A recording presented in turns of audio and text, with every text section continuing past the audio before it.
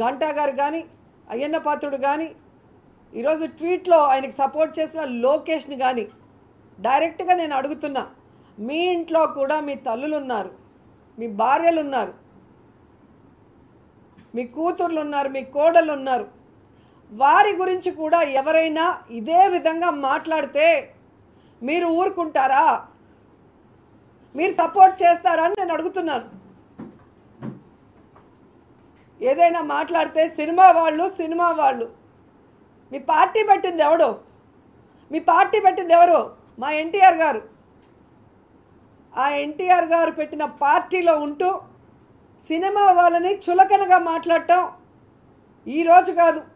నేను అపోజిషన్లో లీడర్గా ఉన్నప్పటి నుంచి అసెంబ్లీలో బయట ఏ విధంగా మీరు హెరాస్ చేశారు, నా క్యారెక్టర్ని ఏ విధంగా నీచంగా మాట్లాడారో ఈ రాష్ట్ర ప్రజలందరూ కూడా గమనిస్తున్నారు.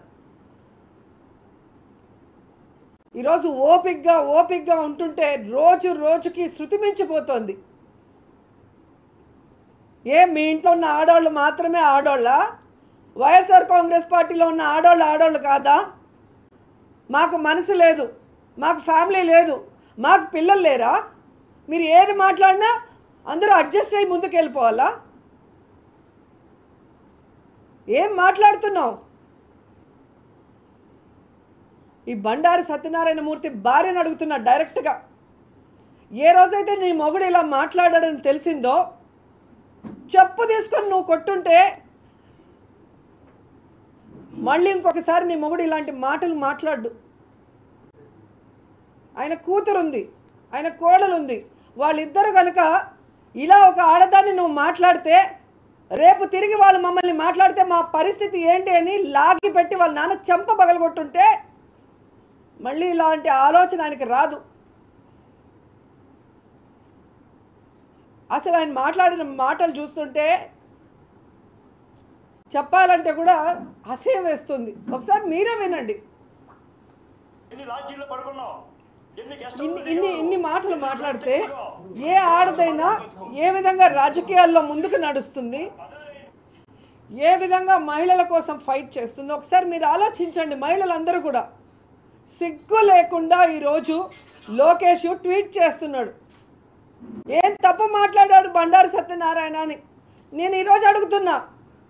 10 సంవత్సరాలు మీ పార్టీ కోసం పనిచేశా, 98లో ఎక్కడో ప్రచారానికి వచ్చానంటున్నాడు కదా.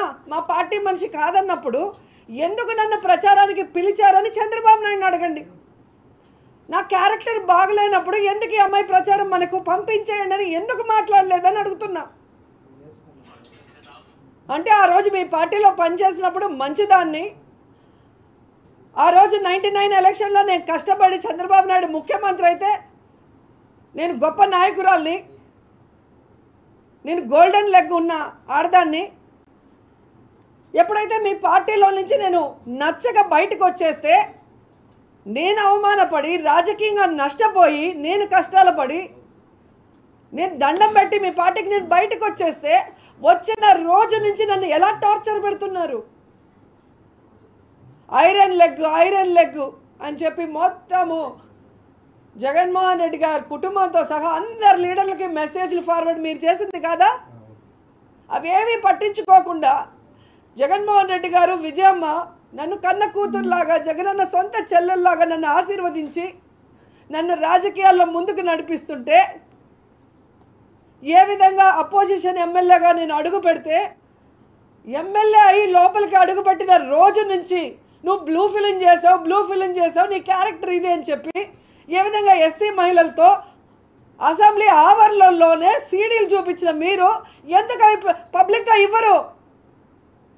ఎందుకు మీరు ప్రెస్కి ఇవ్వరు? నా మీద ప్రేమతో పట్టుకున్నారా?